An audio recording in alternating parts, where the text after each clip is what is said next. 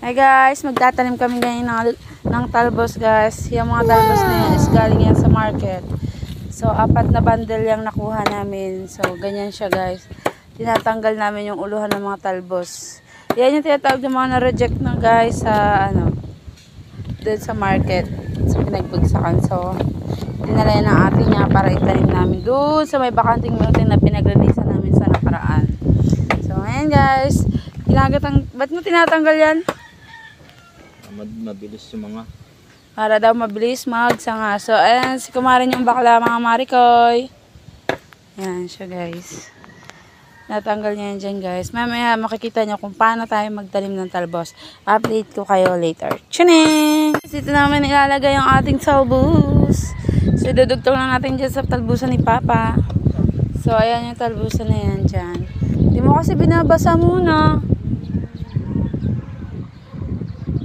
So, yan. Dito. Hanggang doon yan namin talaga lalagyan ng talbos, guys. So, ganito kasing maulan mga kumare kong bakla. Kailangan na namin talbos ang itanim at alugbati. Yan. Pero, ngayong Mayo, hindi naman namin naramdaman tag-ulan. Pero, nagtatanim pa rin siya ng talbos. Mindset ba? Mindset. Tanim na talbos dyan. So, hanggang dulo pa, malayo-layo pa ang ating lalakbayin. So, nakailang kilometers na tayo mga kumare kong bakla. So, yun pa. So, malayo-layo talaga yan siya. Yun lang.